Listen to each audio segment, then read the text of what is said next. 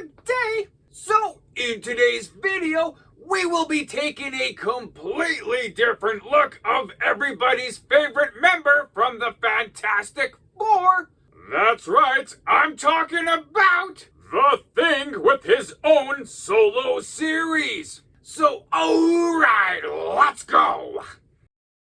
Yeah! So, we start off with Betty Harkness, who is driving her friend, Benji Grimm, and her younger sister, Kelly, to the Centerville parking grounds for a fancy picnic. Good lord, these kids are zanier than I was at their age. But Betty's rich jerk of a boyfriend, Ronald Radford, totally speeds down the parking lot, cuts Betty off, and takes up the last 3 parking spots with his one car. Like, what the hell, hey? Although, like, to get into those 3 parking spots, he would have had to have done some Tokyo Drift or something to get in there. Not gonna lie, that's a little impressive. A total dick move, oh yeah, for sure, you know, but man, some pretty good car skills this guy's got. Also, if that's Betty's boyfriend, like, why aren't they all driving together if they're going to the same spot? Mayhaps this relationship is not as exclusive as we were led to believe.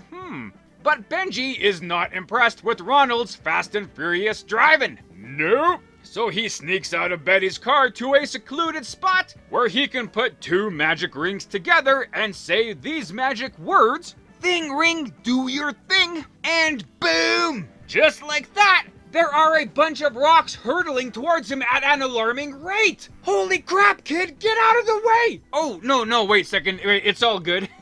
He's just Sailor Moon transforming into the Thing. So now it's clobbering town. Nope, actually, no, we can't clobber. That would be a bit excessive. It's just a parking infraction after all. You know, we don't need to get crazy. So the Thing picks up Ronald's car, spins it around a couple of times, and puts it down in a bit more of a sane parking spot. Does the same thing to Betty's car, but he doesn't put the cars actually in the lines of the parking spots, so the situation is just slightly better. Hooray, Thing! Yeah! But the trouble doesn't end there, because now we have the Yancey Street Gang featuring Spike, Stretch, and Turkey. And they decide to disrupt everyone's enjoyment at this fancy picnic. What a hardcore gang these guys are, hey? Robbery and arson, you know, is too good for these guys. Ruining someone's sandwich? Yeah, that's badass. Not only that, they also disrupt a kid's baseball game, where they also destroy Principal Tilly's pie. As in her banana cream pie. World renowned. Which is kind of odd because as hardcore as this bike gang is, you know, they are terrified of Principal Tilly, so they split and let Benji take the blame. But all of this action of the Yancey gang being a bunch of silly nannies is really making them hungry. And they figure, you know, we're at a picnic, so we might as well steal some picnic baskets. Hope the ranger isn't looking. But what can a softcore motorcycle gang do to steal food at a picnic? Just beat someone up and take the food? No, you might get in trouble. So they figure they need to distract everybody there and then they can gank the unattended food. Which, yeah, you know, sure, hey? The path of least resistance is a pretty good one. And for the distraction plan, they choose to have a contest of a bike race. So Ronald, having more snootiness than brains, gets swindled into accepting the offer for the race for no reason at all. And worse yet, he uses Turkey's bike. But the bike, it is cursed. No, sorry, wrong word. Not cursed, sabotaged. The accelerator sticks and the brakes don't work, so that kind of spells doom. When Ronald is going out of control, Benji and Kelly get on a bike to try to save him. But there's nothing these mere weak mortals can do to save someone on a bike that's out of control. This is a job for the Thing, where in this scenario, Ronald's life is in danger. He has no idea what he's doing on a bike in the best of times, let alone when this thing is cursed sabotaged. Thing could try to stop the bike, you know, or something, try to save Ronald's life, or he could help Ronald win the race, which he does. Thing removes every obstacle in the way, whether it be a giant hill, to which Thing punches a hole all the way through, or if he needs to rip a tree out of the way, move a building or a bridge, Whatever it takes to win, man! A highly competitive guy. And even though this race was a quick impromptu distraction, the Yancey gang has built a finish line banner and everything, to which Ronald crosses first. He's the champion! Hooray! So after the race, Benji and Kelly go back to the picnic table, where we find the Yancey gang is starting to steal Betty's picnic food. Why are they doing this now? The whole point of the distraction race was to get everybody distracted, so no one would be protecting the food, to which Stretch and Turkey should have taken this food like half an hour ago. What the hell were they doing this whole time? I'm slowly getting more disappointed in this fictional cartoon gang. Jeez. So Benji, he's just sick of these guys being a bunch of jerks, so he figures to just stop them for good. Well, not for good, but at least for a while. He turns back into the thing, and he shuts the Yancey gang down by smashing the pistons out of their motorcycles. Hey, Yancey gang, no food, no transport, no class. Mic drop. Boom! So the picnic is saved! Hooray! And with that is the end of this series, Rocky Tale! So yeah, man, really all in all, right, for what it was, that was actually a pretty decent episode.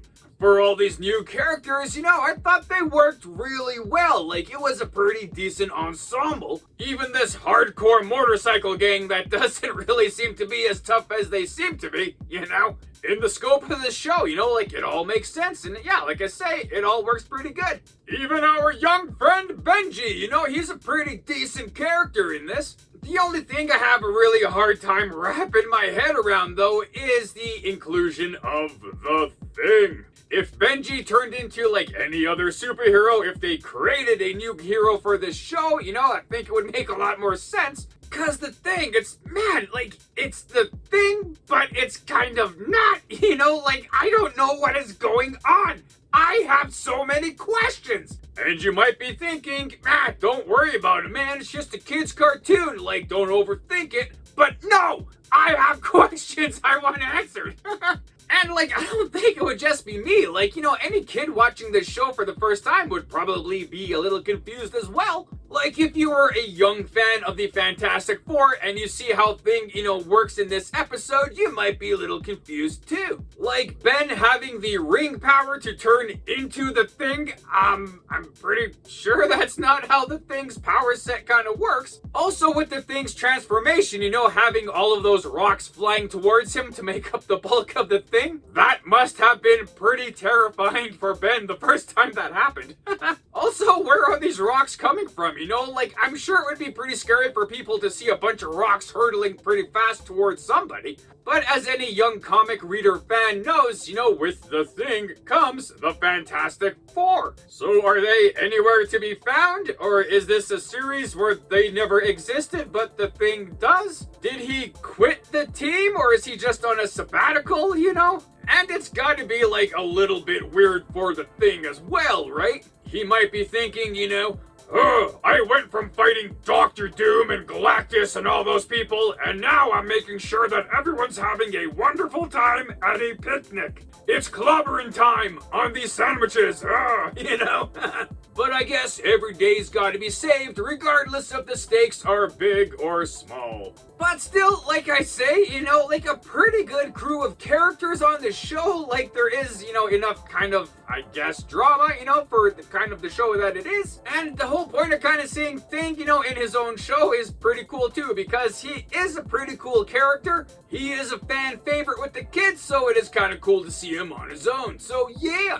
But with all of that, we do have some more behind the scenes kind of things and a lot of more answers to all those zany questions over here. Yes, indeed. Hey, so the Thing with his own TV show. How the heck did we get to this point? Well, sit right back and I'll tell a tale. A tale from the Stone Age. So back in the 1960s, there was a really popular show called The Flintstones. It was unfortunately canceled in 1966 Not because it was bad, but, mostly because they ran out of ideas. But seeing as the whole modern Stone Age kind of concept is still pretty popular, Hanna-Barbera wanted to continue some bedrock stories, so they wound up creating some spin-off series. The first spin-off, of course, being The Pebbles and Bam Bam Show in 1971, where those two adorable babies are now teenagers in high school. They also created a couple of compilation TV series, just showing some reruns and slightly new content, until we got to another new content show called The New Fred and Barney Show, which debuted in 1979. And it was actually, like a pretty good show. But the network that was running the show, NBC, well, they wanted a bit more oomph for season 2 of this show. And for that oomph, they decided to add another show to this show. Like a 1-2 punch kind of a package deal. But what kind of a show would it be? So they hummed and hawed, and they realized that, like superhero stuff is pretty popular with the kids. Let's go down that road. But also, the president of NBC at the time, Fred Silverman, was really keen on the idea of having a show with a teenager boy, with a power ring that would transform him into a superhero. So now they just needed to figure out which superhero this teenager kid would turn into. But Fred Silverman, he didn't want some random, brand new, generic kind of a hero. He wanted an existing superhero, a character that is instantly recognizable and is very much loved. So at this point, Hanna-Barbera had a really good relationship with Marvel Comics.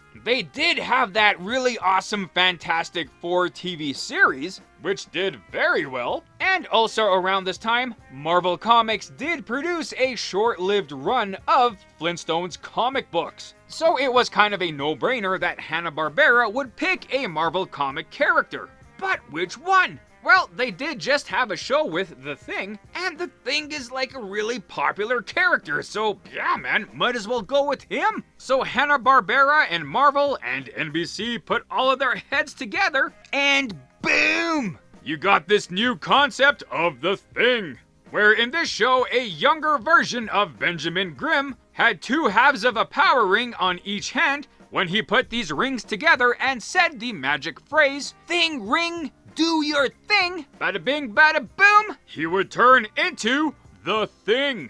And with this brand new show of The Thing, which was teamed up with the Flintstones, the new Fred and Barney show changed its name to Fred and Barney Meet the Thing, which is kind of a funny name because the two sides actually never really met. They did interact with each other during the opening credits, and those small little TV bumpers of, like, "We'll be right back after these messages," like that. But for the shows themselves, The Thing show was completely separate from the Fred and Barney show. So, hooray, like, success, right? But as I was saying earlier about a bunch of questions about this show, right? Like, let's get into some of the other big ones. How the heck did a teenager Benjamin Grimm get some power rings to turn into the Thing? Well, as we know in the comic books, an adult Benjamin Grimm went into space with his friends, they got bombarded with cosmic radiation, and they all got some powers after it, with Benjamin Grimm basically turning into a giant walking, talking rock, which is quite a bit different than a power ring scenario.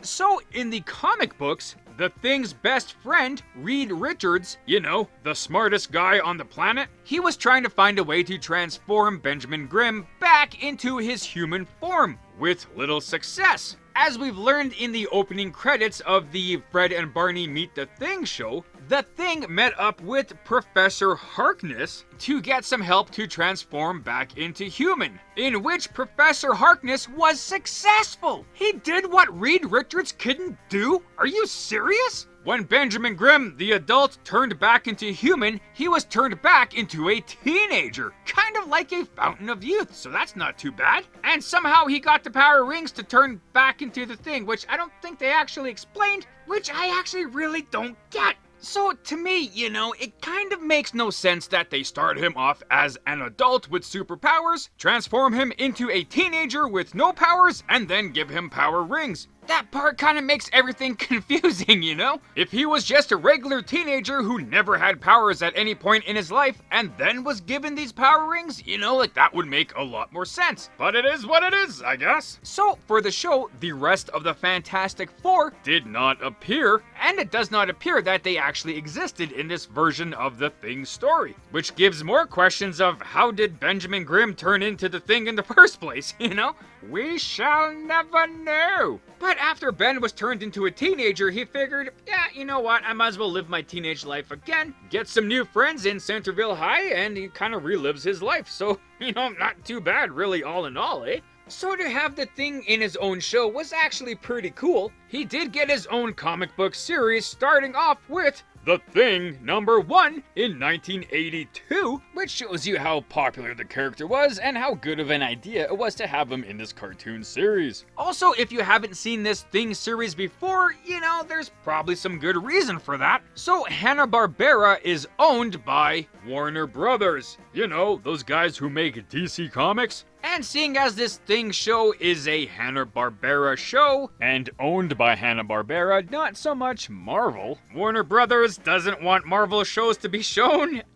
They kinda hid this show pretty well. So if you do want to watch it, it might be a little difficult to do. So the Thing ring is pretty unique to this TV series, although we did eventually see it in the comic books. We did see superhero Darla Deering with her Thing rings to give her an exoskeleton of rocks like the Thing. So that's kind of nice to see, and I guess it makes more sense for the TV series if it was actually just a rocky exoskeleton rather than like an actual transformation into a rock, you know? So that actually does help explain things, so yay, thank you, Future Foundation. But other than that, that's pretty much the basics on this. There really isn't too much more to it, but if something else does pop up, we'll get to it later. Yeah! So with this, that, those, and the other things, I guess that's it. Also, if you're interested, I created my own comic book channel, 215 Comics, and currently I have created my own cartoon series, The Adventures of the Density, and recently started a radio series featuring my newest character, Elastomorph, with more titles to come. So if you want to check it out, I'll leave a link up top here to that channel, and some links at the end of the video. Yeah! Right on, and there you go. So thanks for watching the video. I hope you liked it as much as I did making it. Also, feel free to check out the source material that I featured in this video. And if you want to leave a comment on anything you may have liked or things I might have missed in this, you know, feel free to do so. Or anything else, you know, just to say hi. That's cool too. And other than that, you know, have a great day. Thanks.